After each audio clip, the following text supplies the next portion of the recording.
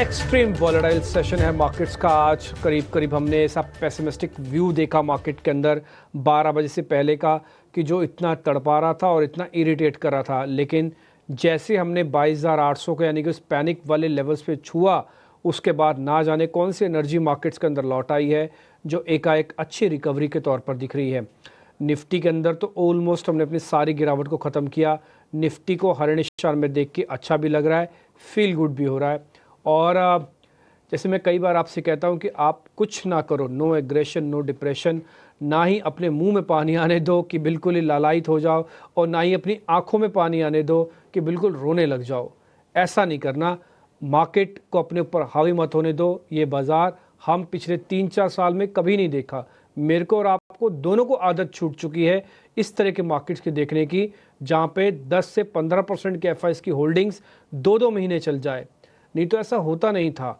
Buying on dips आपकी आदत में शुमार हो चुका था, अब वो नहीं हो रहा है। अक्टूबर से सेल ऑन राइज हो रहा है।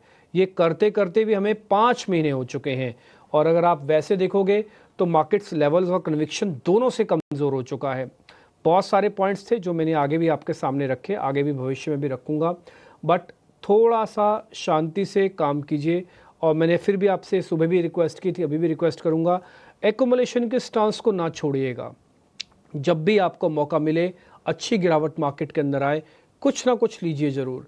मैं अपना एग्जांपल दे के आपको बताता हूँ। मान लीजिए मेरे पास 10 लॉट हैं, तो मैं हर बड़ी गिरावट पे या गिरावट पे, ठीक ठाक सी गिरावट पे, मैं 1 से 2 लॉट ज़रूर लूँगा ही लूँगा।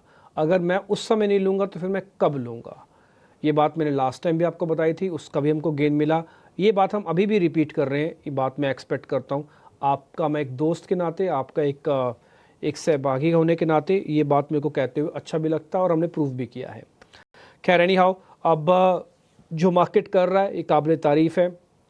थोड़ा सा विक्स और डाउन हो जाए, 1% तक और 1.5% तक और घट जाए, काम बन जाएगा।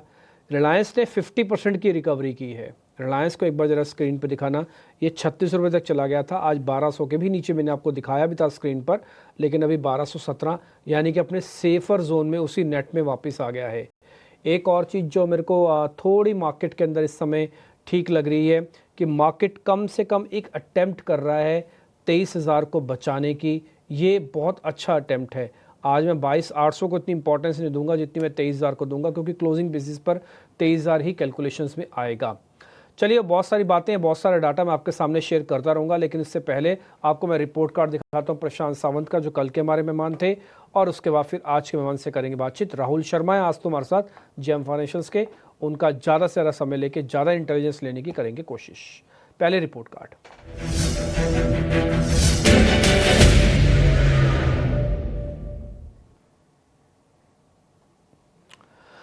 तो प्रशांत सावंत ने कल आपको बेचने की रिकमेंडेशन दी। कैनफिन होम्स का 3% का गेन वहाँ से आया। पीबी फिनटेक बेचने की रिकमेंडेशन थी, 2.5% का गेन वहाँ से आया। 3 और 2 5, 5.5% हो गया। अडानी एंटरप्राइजेज यूपीएल खरीदने की रिकमेंडेशन थी, सपाट है। अडानी एंटरप्राइजेज, वैसे मैं बता देता हूँ, इकलौता ऐसा शेयर अडानी एंटरप्राइजेज आज जो गिरावट के बाद सबसे पहले हर निशान में आया, अडानी ग्रुप के शेयर्स में भी और ऐसे भी ओवरऑल मार्केट्स में भी। तो अडानी एंटरप्राइज का खरीदने की रिकमेंडेशन, बट सपाट रिटर्न है, मैं उसको एज इट इज़ छोड़ देता हूँ। 4-5 शेयर डिस्कस हुए थे, रफ आपके सामने हमने रिपोर्ट कार्ड रख दिया। अगर आपको थोड़ा भी इन्फ्लेशन लग रहा है तो आप 1 से 1.5% इसमें और काट दो, फिर भी नेट आप पैसा बना के निकल रहे हो इस शो से। मेरे को नहीं पता कि आगे और पीछे के शोज़ में आपको क्या रिकमेंडेशन मिलती है, लेकिन कम से कम इस शो में हम कोशिश करते हैं बढ़िया मेहमान ला के सीधा सीधा साफ़ सुथरा शो बनाया हुआ है हमने आपके लिए, और ये शो देख लेंगे तो मेरे को लग रहा है सब कुछ मार्केट के अंदर आपको मिल सकता है। राहुल शर्मा हमारे साथ जुड़ चुके हैं, काफ़ी दिनों बाद उनसे मेरी बात हो रही है और काफ़ी अच्छा भी लग रहा है और बिल्कुल टाइमली आए हैं। राहुल भाई, आपके आते ही थोड़ा शुभ, कहते हैं ना, शुभ लक्षण है, शुभ पाँव है आपके शो के जुड़ते ही जस्ट 15 मिनट पहले मार्केट को एक सडन स्पाइक आया। आप ज़्यादा समय दिया कीजिएगा सर, जब भी मार्केट गिरेगी ना हम आपको शगुन के तौर पर वैसे ही बुला लिया करेंगे, भले आप कुछ ना भी बोलना, आप बैठे भी रहोगे ना तब भी हो सकता है हमारे को हौसला मिल जाए।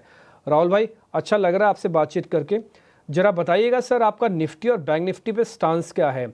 एक तरफ तो ऊपरी स्तरों पे काफ़ी प्रेशर है और एफआईज लेड प्रेशर है, दूसरी तरफ अच्छी वैल्यूएशन और लेवल्स का सपोर्ट भी है। 23,000 को बचाने की आदत से दिख रही है निफ्टी की, और 49,000 भी किसी तरह से बचाने की एक हिम्मत दिखा रहा है बैंक निफ्टी। सर आपका टेक। ये देखिए, सबसे पहले तो जो मार्केट में वोलेटिलिटी है, जो मूव देखने को मिल रहे हैं, ये नॉर्मल नहीं है, काफी एबनॉर्मल मूव देखने को मिल रहे हैं। काफी डिफिकल्ट है इस वोलेटिलिटी में ट्रेड करना और एक तरह से अपना मानसिक संतुलन बनाए रखना। तो सबसे इंपॉर्टेंट तो ये है कि आप अगर या तो कम से कम ट्रेड ले, पोजीशन साइजिंग एकदम स्मॉल रखे, बिकॉज वोलेटिलिटी काफी डिफिकल्ट है। अगर आप इन्वेस्टर है, एसआईपी कंटिन्यू रखे, उसे स्टॉप ना करे। अगर आपका पोर्टफोलियो है, बने रहे, यहाँ पर एग्जिट ना करे। ओवरऑल जो ट्रेडर्स है उनके लिए एडवाइस है कि निफ्टी में अगर हम बात करें तो खास करके 22,800 का एक तरह से निफ्टी ने डबल बॉटम बनाया है, एक बाउंस बैक नीचे से दिया है। ट्रम्प और मोदी जी की मीटिंग है, शायद फ्राइडे तक कुछ पॉजिटिव सेंटीमेंट वहां से आए, पॉजिटिव डेवलपमेंट वहां से आए, तो वो सपोर्ट करेगा मार्केट को, एक रीजन बन सकता है मार्केट को रैली आने का फ्राइडे तक। उसके पहले हमें जो कल थर्सडे है वो एक दिन दिखाना है, और आज का एक हाफ डे का जो सेशन बाकी, ये 1.5 दिन जो है यहाँ पर वोलेटिलिटी काफी रह सकती है। लेकिन फॉर ट्रेडर्स 22,786 जो जनवरी का लो था, ये एक important support, important stop loss का काम करेगा। जब तक इस लेवल के ऊपर है, एक बाउंस बैक का माहौल बना हुआ है मार्केट के अंदर। बाउंस बैक कहां तक जा सकता है मेरे हिसाब से 23,500, यानी कि तकरीबन 500 पॉइंट का बाउंस बैक हो सकता है, क्योंकि मूव्स काफी जबरदस्त है दोनों साइड में। हमने देखा 1,000 पॉइंट की रैली निफ्टी में आई, वहां से पूरा 1,000 पॉइंट वापस आए हम नीचे, और अब शायद यहाँ से वापस 400-500 पॉइंट की रैली आ जाए, यहाँ पर सरप्राइज नहीं होगा। सो इंडेक्स में अपनी ट्रेडिंग मैक्सिमम करें, स्टॉक्स में काफी डिफिकल्ट है ट्रेड करना ऐसे मार्केट के अंदर। और निफ्टी का जहां तक मैं बात करूं तो अभी निफ्टी के अंदर एक बाउंस बैक ऑलरेडी हमने देखा आज के इंटरडे सेशन में। अगर आपको 22,900 के आसपास मिले तो आप बाय इनिशिएट करके चल सकते हैं 22,800 के स्टॉप लॉस से। और बाउंस बैक में मुझे लगता है कि 23,400 23,500 तक के लेवल बनने चाहिए। ये है निफ्टी का व्यू। जहां तक बैंक निफ्टी का सवाल है, बैंक निफ्टी के अंदर भी सिमिलर वोलेटिलिटी है, लेकिन बैंक निफ्टी के अंदर ओवरऑल 49,000 का लेवल जब तक इंटैक्ट है, यहाँ पर भी एक बाउंस बैक का माहौल है। 49,000 अगर टूटता है तो बायर्स जो है क्लियरली वीक रहेगा बैंक निफ्टी के अंदर भी। और ओवरऑल हमें 48,000 तक के भी लेवल शायद अगले आने वाले 8 से 10 सेशन में देखने को मिले। तो ये नेट नेट दो इंडाइसेस पे व्यू है। पोजीशन साइजिंग अपनी कम रखे और मिनिमम नंबर ऑफ ट्रेड्स ले। ये वीक के लिए खास एडवाइस रहेगी, जब खास करके निफ्टी किसी भी तरीके से स्टेबलाइज नहीं हो रहा है, चाहे आप बुल हो या बेर हो, दोनों साइड में बड़े मूव्स दे रहे हैं, और जनरली ऐसे मूव्स काफी डिफिकल्ट होते हैं ट्रेड करना। तो ओवरऑल क्लाइंट्स को हम यही एडवाइस कर रहे हैं कि as an strategy, bounce back अगर आता है, बाउंस बैक में आप अगर आपके एफ एंड ओ के पोजिशन फंसे हुए तो एग्जिट देख सकते हैं। अदरवाइज जो जो ट्रेडिंग स्ट्रैटेजी वो लिमिटेड रखे इंडेक्स तक ही। ठीक है। वैसे राहुल भाई आपने काफ़ी अच्छे से बता भी दिया, और आपने ये बात बताया कि सडन स्पाइक्स आ सकते हैं, बाज़ार काफ़ी लाइट है इस पॉइंट व्यू से। शॉर्ट करना इसलिए नहीं बनेगा, ज़्यादा बड़ा डीप कट आपको शायद ना भी मिले, क्योंकि पुल बैक की प्रवृत्ति है। दूसरा, पुल बैक आएगा लेकिन वो फिजल आउट भी हो जाता है, इसलिए लाइट रखें अपने आप को। जितना लाइट रखेंगे उतना अच्छे से हैंडल कर पाएंगे सिचुएशन को, और बड़ा पैसा भी बना पाएंगे। नहीं तो क्या होगा कि मार्केट जैसे भी थोड़ा भी शेक करेगा ना, तो आपके आपके बैलेंस शीट्स को हिलाएगा और आपका मन टूट जाएगा, और आप फिर गलत फैसला लेना शुरू कर देंगे। ये प्रॉब्लम एक दूसरे के साथ कनेक्टेड है, इसलिए जितना लाइट रखेंगे, राहुल जी कह रहे हैं, उतना अच्छा है। थोड़ा बहुत इंडेक्स पे कॉन्फिडेंस भी रखिए, एंड आई होप सो कि वैल्यूएशन मिल जाएगा। 23,500 तक पुल बैक आने में 500 पॉइंट के अंदर कन्विक्शन का भी जो डैमेज हुआ है वो भी काफ़ी हद तक रिपेयर हो सकता है। राहुल सर, एक छोटा सा हाइपोथेटिकल क्वेश्चन पूछना चाहता हूँ। मान लो किसी के पास पोजीशन है, वो ये नहीं चाहता कि 23,500 आ जाए, 23,800 आ जाए, या 24,000 वापस आ जाए। वो इतना कह रहा है कि मेरा लगा हुआ पैसा ख़राब तो नहीं होगा ना। इस साल के अंदर मैंने जनवरी में लगाया, मैंने फेब में लगाया, अब तक में पैसा लगाया, प्री बजट लगाया, पोस्ट बजट लगाया, मेरा पैसा ख़राब तो नहीं होगा ना। ठीक है, जो पैसे आएंगे सो आएंगे, वो अलग बात है, लेकिन मेरा पैसा लगा हुआ ख़राब तो नहीं हो रहा ना इस समय। ये देखिए, मेरा ये मानना है कि अगर आपका जो टाइम फ्रेम है, थोड़ा ये वैसा मार्केट है कि टाइम फ्रेम थोड़ा बड़ा करके चलिए। पहले हमें पिछले 4 साल में ऐसी हैबिट हो गई थी कि हर महीने पैसे लगाते थे, हर महीने पैसे बनते थे, और मार्केट मंथ ऑन मंथ ऊपर जाते रहता था। तो काफी इजी था मार्केट के अंदर पैसा बना रिलेटिव बेसिस पर। अब ये हुआ है कि लगातार 5 महीने ऐसे हो गए कि मार्केट ने रिवर्सल नहीं दिया है। जनरली क्या होता है कि जब एक बाउंस बैक देखने को मिलता है, मार्केट थोड़ा सा 1 महीना ब्रीदर दे देता है, तो थोड़ा कहीं ना कहीं मौका मिल जाता है इन्वेस्टर्स को, ट्रेडर्स को, दोनों को।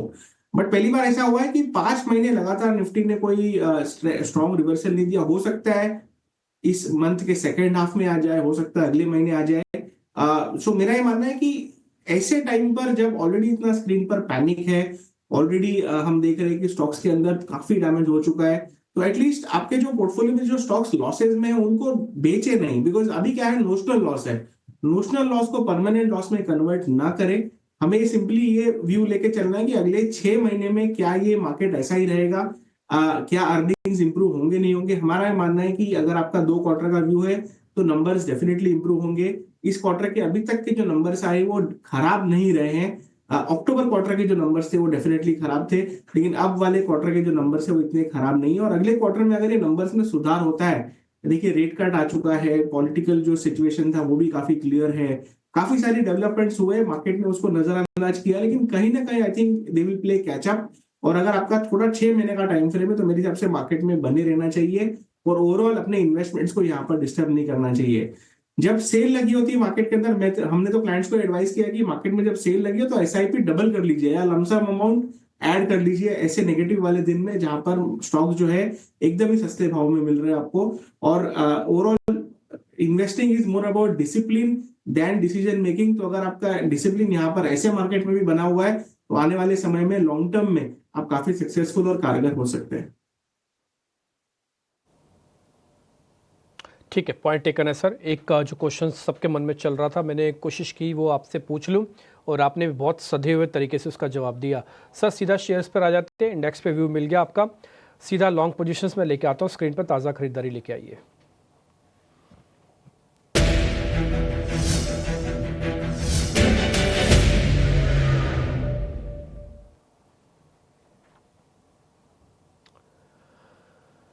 तो 2 शेयर हैं सर, कोरोमंडल इंटरनेशनल और एसबीआई लाइफ। एसबीआई लाइफ काफ़ी बढ़िया तरीके से आज ऊपर आया, इसका इंट्राडे चार्ट देखेंगे आपको भी काफ़ी अच्छा लगेगा एसबीआई लाइफ को देख के। और सर दूसरा है कोरोमंडल इंटरनेशनल।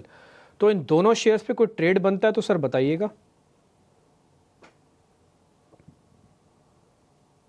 हमने इसे हमारे टॉप चार्ट्स ऑफ 2025 में भी इंक्लूड किया है।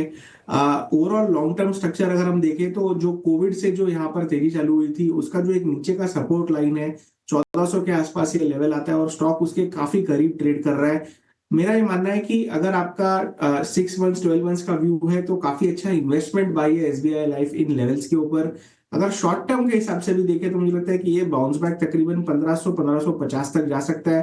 तो व्यू यहाँ पर पॉजिटिव है। इनफैक्ट सिल्वर लाइनिंग ये है कि कल का लो स्टॉक ने ब्रीच नहीं किया मॉर्निंग वाले पैनिक सिचुएशन में, और इनफैक्ट आज बाइंग देखने को मिली है स्टॉक के अंदर आज के वीकनेस वाले सेशन में।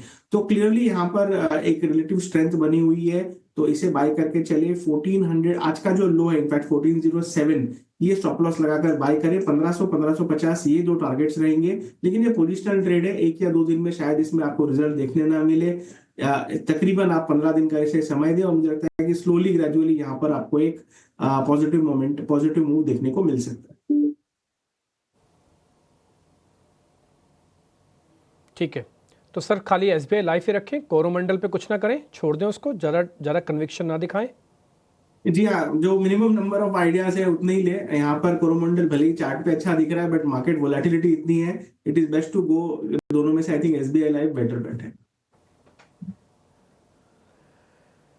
ठीक है शर्मा जी, तो एसबीआई लाइफ ही लेके चलते हैं। शॉर्ट कवरिंग के 2 शेयर हैं सर, एक है सेल, दूसरा है बाटा। बाटा भी देख लीजिएगा, बाटा तो मेरे को काफ़ी पसंद था वैल्यूएशन की वजह से, और दूसरा सेल। अब थोड़ा पुल बैक आने लगा है, डॉलर इंडेक्स थोड़ा भी टूट जाएगा ना सर ये शेयर रॉकेट हो जाएंगे, भरे हुए हैं सर ये बहुत।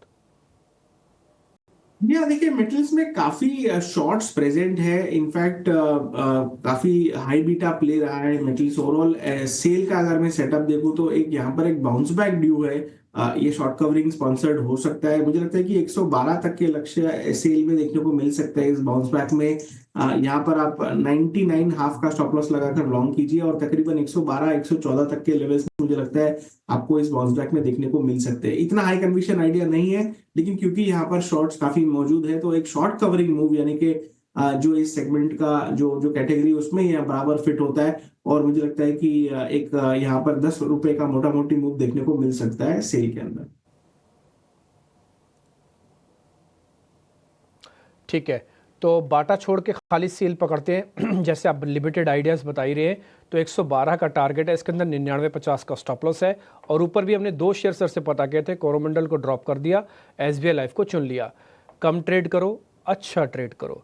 तो SBI लाइफ और सेल 2 शेयरों का हुआ चुनाव, इंडेक्स पे व्यू पॉइंट मिल गया। आप जो पैसा लगा रहे हैं, उम्मीद है कि अगर 2 क्वार्टर का भी व्यू लेके चलते हैं तब भी पैसा खराब नहीं होगा, ऐसे शर्मा जी का मानना। 50 पॉइंट से कम की गिरावट का सभी काम काज कर रहे हैं। नहीं तो सुबह ऐसा मौका था जब बैंक निफ्टी 600 पॉइंट तक नीचे चला गया था, लेकिन अभी सिर्फ 60 पॉइंट नीचे है। उम्मीद है कि रिकवरी सस्टेन कर जाएगी, टिक जाएगी, थोड़ा विक्स और डाउन हो जाए तो मज़ा आएगा। खैर, शॉर्ट्स के शेयर्स ज़रा स्क्रीन पे लेके आइए।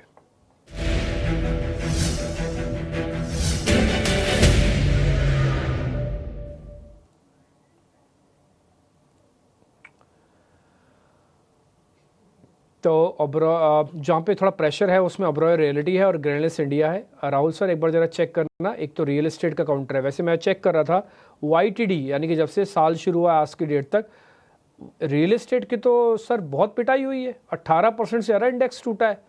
ओबेरॉय रियलिटी एक बार ज़रा चेक कर लीजिए। और दूसरा ग्रेनुलस इंडिया, इसको भी ज़रा देखिएगा सर, ये फार्मास्यूटिकल कंपनी है। आई थिंक यहाँ पर शॉर्टिंग के लिए I think Oberoi realty preferred pick रहेगा। ओवरऑल रियल एस्टेट स्पेस में हमने देखा है दोनों साइड हाई बीटा मूव रहा है। जैसे आपने बोला कि ये साल काफी बड़ा डेंट रहा है रियल एस्टेट स्टॉक के अंदर।